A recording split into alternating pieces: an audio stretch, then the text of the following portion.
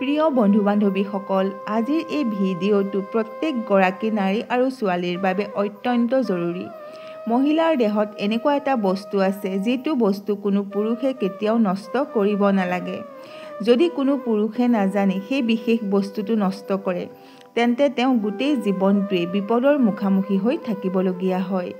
এই ভুলে পুৰুষৰ জীৱনলৈ চৰম দুৰ্ভাগ্য নমাই আনে। ইয়াৰ লগতে মহিলাসকলে গা ধোৱাৰ সময়ত এনেকুৱা এটা ভুল কৰে যিটো ভুলৰ বাবে এখন ঘৰ থানবান হৈ যায়।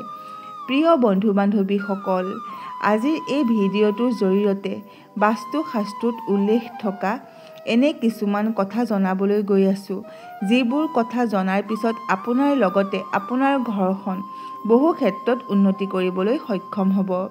প্ৰিয় বন্ধু বান্ধৱীসকল, মহিলাৰ সৈতে জড়িত এনেকুৱা এটা বস্তু আছে যিটো বস্তু কোনো পুৰুষে কেতিয়াও নষ্ট কৰিব নালাগে।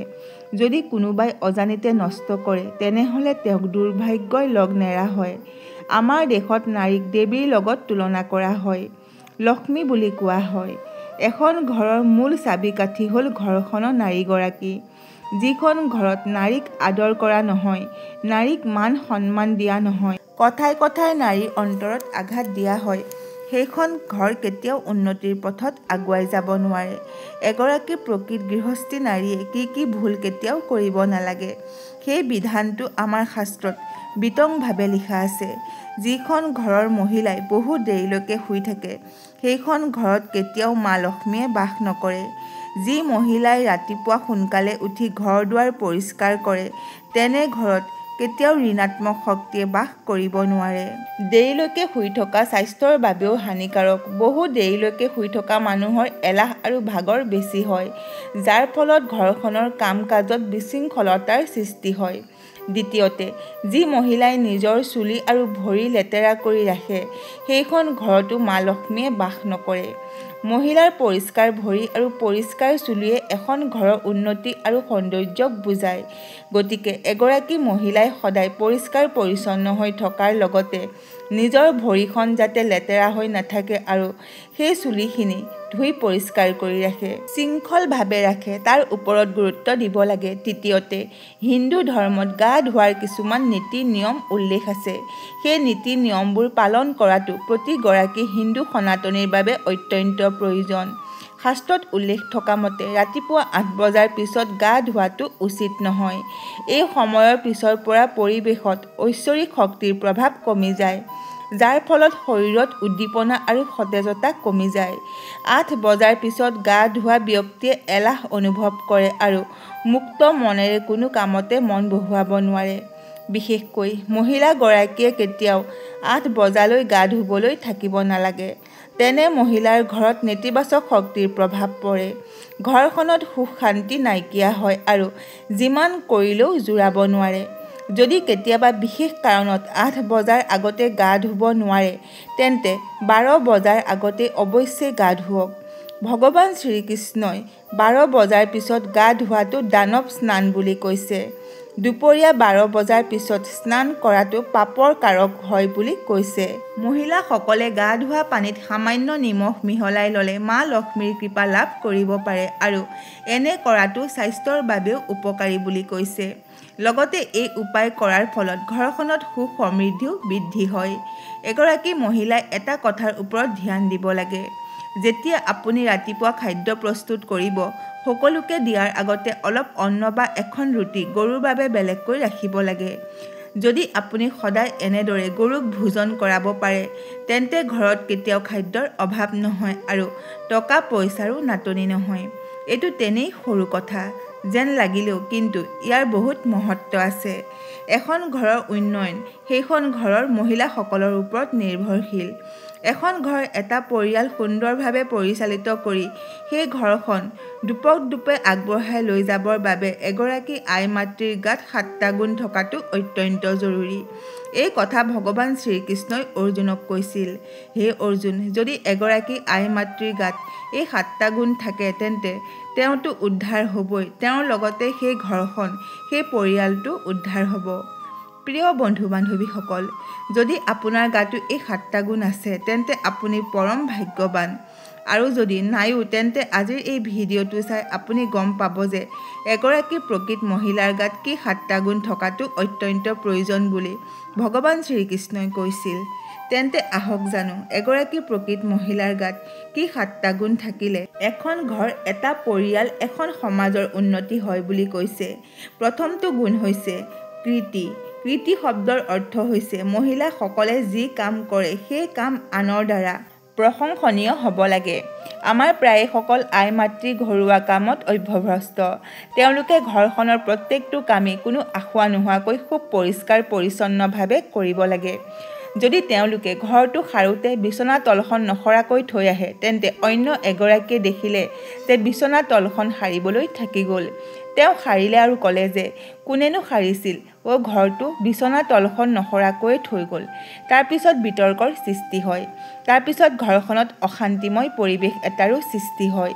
এইটো এটা তেনেই সাধাৰণ উদাহৰণ। কাৰোবাৰ ঘৰত এনেদৰে আখুৱা ধৰা ব্যক্তি নাথাকিবও পাৰে। তথাপিও প্ৰত্যেকগৰাকী আই মাতৃয়ে নিজৰ ঘৰৰ কাম কাজবোৰ সুচাৰুৰূপে পৰিষ্কাৰ পৰিচ্ছন্নভাৱে পৰিচালনা কৰিব লাগে। এগৰাকী মহিলাৰ গাত থাকিবলগীয়া দ্বিতীয় গুণটো হৈছে শ্ৰী অৰ্থাৎ ধুনীয়া। তেওঁ নিজেও ধুনীয়াকৈ থাকিব লাগে আৰু ঘৰৰ অন্যান্য সদস্যসকলেও যাতে পৰিষ্কাৰ পৰিচ্ছন্ন হৈ থাকে তাৰ ওপৰত গুৰুত্ব দিব লাগে আৰু ঘৰখনো খুব সুন্দৰকৈ ৰাখিব লাগে। আজিকালি ব্যস্ত জীৱন, মহিলাসকলে কেৱল ঘৰুৱা কামতেই ব্যস্ত নাথাকে। প্ৰায়সকল মহিলাই বাহিৰত কাম কৰিবলৈ ওলাই যাবলগীয়া হয়। গতিকে নিজলৈ চাবলৈ সময় নাই। গতিকে প্ৰত্যেকজন সদস্যৰ ওপৰত ইমানো ধ্যান ৰখাটো সম্ভৱ নহয়। তথাপিও মহিলাসকলে ঘৰখন সুন্দৰকৈ ৰখা আৰু নিজকেও সুন্দৰকৈ ৰখাৰ ওপৰত যথেষ্ট গুৰুত্ব আৰোপ কৰিব লাগে। এগৰাকী সু মহিলাৰ গাত থাকিবলগীয়া তৃতীয় গুণটো হৈছে বাকবৈশ্য অৰ্থাৎ কথা ক'ব জানিব লাগিব। বহু পৰিয়ালত কথা ক'ব নজনাৰ বাবেই বহু বোৱাৰী শাহুৱেকে বেয়া পায়। শাহুৱেকক কেনেকৈ মাতৃজ্ঞান কৰি ভক্তিভাৱেৰে কথা ক'ব লাগে সেই কথাটো নজনাৰ বাবেই বহু বোৱাৰী শাহুৱেকে মুঠেই ভাল নাপায়। তেনেকৈ শাহুৱেকে বোৱাৰীয়েকক মৰমেৰে নিজৰ ছোৱালী বুলি ভাবি বুজাই বঢ়াই শিকাই মেলি এৰা ধৰাৰ মাজেৰে কথাবোৰ ক'ব নজনাৰ বাবে এখন ঘৰত বোৱাৰীয়েকে শাহুৱেকক বেয়া পায়। তেনেকৈয়ে এক অপ্ৰীতিকৰ পৰিৱেশৰ সৃষ্টি হয়। আমাৰ গীতাত উল্লেখ আছে, সেইবাবে এগৰাকী সৎগুণী মহিলাই কথা কোৱাৰ সময়ত 3টা বিশেষ কথাৰ ওপৰত গুৰুত্ব দিব লাগে। সত্য, প্ৰিয় আৰু হিত। অৰ্থাৎ যেতিয়া তেওঁ কথা ক'ব সেয়া সত্য হ'ব লাগিব। আমি সকলোৱে জানো যে সত্য কথা মূৰ তুলি সদায়ে নিৰ্ভয়ে ক'ব পৰা যায় আৰু যেতিয়া কথাটো মিছা হয় তেতিয়া মূৰ তুলি স্পষ্টভাৱে ক'বলৈ অসুবিধা হয় আৰু তেনে কথাই ঘৰখনত বিভিন্ন ধৰণৰ সমস্যাৰ সৃষ্টি কৰে। সেইবাবে এগৰাকী মহিলাই সদায় সত্য কথা ক'ব লাগে। দ্বিতীয়তে প্ৰিয় হ'ব লাগে অৰ্থাৎ শুনি ভাল পোৱা হ'ব লাগে। প্ৰত্যেক মহিলাই এই কথাটোৰ ওপৰত গুৰুত্ব দিব লাগে। কথাটো যেনেকুৱাই হওক কিন্তু কওঁতাৰ ওপৰত বহুখিনি নিৰ্ভৰ কৰে। কথাটো শুনিবলৈ কেনেকুৱা হ'ব। সেইবাবে সংযম ৰাখি ভালদৰে কথাটো ক'ব লাগে যাতে শুনোতাজনে মনত আঘাত নাপায় আৰু সদায় হিত কথা ক'ব লাগে অৰ্থাৎ কাৰোবাৰ উপকাৰ হোৱা কথা ক'ব লাগে। যেতিয়া আপুনি কথা কওঁতে কাৰোবাৰ উপকাৰ হয় তেতিয়া আপোনাৰ কি হ'ব জানেনে? পৰোপকাৰ কৰা হ'ব আপোনাৰ আৰু সেই পৰোপকাৰ আপোনাৰ পুণ্য ঘৰত জমা হ'ব। আমাৰ মাজত আকৌ এনেকুৱা বহু মহিলা আছে, কাৰোবাৰ ঘৰলৈ গ'ল, চাহ তামোল খালে আৰু গুচি আহিল আৰু মহিলাগৰাকী ঘৰলৈ গুচি অহাৰ পিছতে হয়তো সেইখন ঘৰৰ স্বামী স্ত্ৰীৰ মাজত কাজিয়া হ'ব, নহ'লে শাহু বোৱাৰীৰ মাজত কাজিয়া লাগিব, নাইবা ওচৰৰ ঘৰৰ কাৰোবাৰ লগতে কাজিয়া লাগিব। অৰ্থাৎ তেনেকুৱা কিছুমান কথাই লগাই থৈ আহে। মনত ৰাখিব যে যদি আপুনি কোৱাৰ বাবে স্বামী স্ত্ৰীৰ মাজত কাজিয়াৰ সৃষ্টি হয়, শাহু বোৱাৰীৰ মাজত কাজিয়া হয় বা ভাই ককাইৰ মাজত কাজিয়া হয়, ওচৰ চুবুৰীয়াৰ লগত কাজিয়া হয়, তেনেহ'লে জানিব যে আপোনাৰ পাপ হ'ব আৰু এই পাপে আপোনাৰ আয়ুস কমাব আৰু এনেকুৱা লগনীয়া মানুহৰ জীৱনত কেতিয়াও সুখ শান্তি নহয়।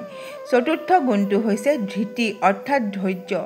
যিখন ঘৰৰ মহিলাগৰাকী ধৈৰ্যৱান হয় তেওঁৰ স্বামী কেতিয়াও বিপদত নপৰে আৰু যিগৰাকী স্ত্ৰী ধৈৰ্যহীন কোনো কথাতে তেওঁ ধৈৰ্য ধৰিব নোৱাৰে তেওঁৰ স্বামী পদে পদে বিপদত পৰে। ধৈৰ্যহীন মহিলাই সৰু সৰু কথাতেই প্ৰতিক্ৰিয়া কৰে, চিঞৰ বাখৰ কৰে, ভাবি চিন্তি নোচোৱাকৈ যি টি কৈ দিয়ে, যাৰ বাবে পত্নীৰ উচতনিত পৰি স্বামীয়ে বিভিন্ন ধৰণৰ ভুল কাম কৰি পেলায় আৰু তাৰ পৰিণতিত ঘৰখনত সুখ শান্তি নাইকিয়া হয় আৰু স্বামীয়ে বহু ক্ষেত্ৰত বিপদত পৰা দেখা যায়। এগৰাকী পত্নীৰ ধৈৰ্য হৰিশ্চন্দ্ৰ ৰজাৰ পত্নী সভ্যাৰ দৰে হ'ব লাগিব। তেওঁ যেনেকৈ স্বামীয়ে তেওঁক নোকোৱাকৈ নিজৰ ৰাজ্য ধন জন সকলো ঋষি বিশ্বামিত্ৰক সঁপি দিয়াৰ পিছতো তেওঁ ধৈৰ্য হেৰুওৱা নাছিল আৰু সমাজতো প্ৰত্যেকজন স্বামী স্ত্ৰীয়ে এনেদৰে ধৈৰ্যশীল হ'ব লাগিব। যেতিয়া স্বামী বিপদত পৰে তেতিয়া পত্নীয়ে ধৈৰ্য ধৰি সেই বিপদৰ পৰা তেওঁৰ স্বামীক কেনেকৈ উদ্ধাৰ পাব পাৰে তাৰ ৰাস্তা উলিয়াব লাগে। কেতিয়াবা পত্নীও বিপদত পৰিব পাৰে, তেতিয়া স্বামীয়ে ধৈৰ্য ধৰি পত্নীক বিপদৰ পৰা উদ্ধাৰ কৰিব লাগে। যেনেকৈ আন্ধাৰ পোহৰ দিনটো তেনেকৈ সুখে দুখে জীৱনটো। বিপদত ধৈৰ্য ধৰিব লাগে, জ্বলা জুইত ঘিউ ঢালিব নালাগে। এগৰাকী স্ত্ৰীৰ গাত থাকিবলগীয়া পঞ্চমটো গুণ হৈছে ক্ষমা। কেতিয়াবা আমাৰ জীৱনত বহু অনাকাংক্ষতাৰ সৃষ্টি হয়। ঘৰখনত থকা সদস্যসকলৰ মাজত বিভিন্ন ক্ষেত্ৰত মতানৈক্য হ'ব পাৰে, কেতিয়াবা পৰিস্থিতি বেয়াও হ'ব পাৰে, কিন্তু সেইবুলি প্ৰতিশোধৰ ভাৱ মনত ল'ব নালাগে। ক্ষমা কৰি দিব পৰা গুণটো থাকিলে এগৰাকী মহিলা কেতিয়াও বিপদত নপৰে। তেওঁ কোনো কাৰণতেই অপ্ৰিয় নহয় আৰু যিগৰাকী মহিলাৰ গাত এই ক্ষমাৰ গুণ থাকে তেওঁ সদায় জয়ী হয়। ষষ্ঠতে, এগৰাকী মহিলাৰ গাত থাকিবলগীয়া অতি গুৰুত্বপূৰ্ণ গুণটো হৈছে মেধা, অৰ্থাৎ চোকা হ'ব লাগে। সকলো ক্ষেত্ৰতে তৎপৰ হ'ব লাগে। ঘৰখনৰ ক'ত কি ঘটিছে, কি আছে কি নাই, ক'ত কি হৈ আছে, সেই সকলোবোৰ এগৰাকী সুগৃহিণীৰ নখ দৰ্শনত থাকে। সৰু বৰ প্ৰত্যেকটো কথাই এগৰাকী গৃহিণীয়ে মনত ৰাখিবই লাগিব। যদি তেওঁ কথাই কথাই পাহৰি যায় তেনেহ'লে সেইখন ঘৰত বিভিন্ন ধৰণৰ বেমেজালিৰ সৃষ্টি হয়। গতিকে এগৰাকী গৃহিণী অত্যন্ত মেধাসম্পন্ন হ'ব লাগে। সৰু বৰ প্ৰত্যেকটো কথা গুৰুত্ব সহকাৰে লৈ তেওঁ ঘৰখন সুচাৰুৰূপে পৰিচালনা কৰিব লাগে। প্ৰিয় বন্ধু বান্ধৱীসকল, ভিডিঅ'টোৰ আৰম্ভণিতে এটা কথা কোৱা হৈছিল যে নাৰীৰ শৰীৰৰ এটা বস্তু যদি পুৰুষে নষ্ট কৰে তেন্তে সেই পুৰুষে কেতিয়াও জীৱনত উন্নতি কৰিব নোৱাৰে। তেওঁ পদে পদে বিপদৰ সন্মুখীন হয় আৰু সেই বিশেষ বস্তুটো হৈছে এগৰাকী নাৰীৰ আত্মসন্মান। কেতিয়াও কোনো পুৰুষে নাৰীৰ সন্মান লংঘন কৰিব নালাগে। স্বয়ং ভগৱান শ্ৰীকৃষ্ণই নিজৰ পত্নীক সন্মান কৰিছিল আৰু সমগ্ৰ নাৰী জাতিকে সন্মানৰ পাত্ৰ বুলি উল্লেখ কৰিছিল। ভগৱান শ্ৰীৰামচন্দ্ৰয়ো মা সীতাৰ সন্মান ৰক্ষা কৰিবৰ বাবে তেওঁ লংকাপতি ৰাৱণকো হত্যা কৰিবলৈ কুণ্ঠাবোধ কৰা নাছিল।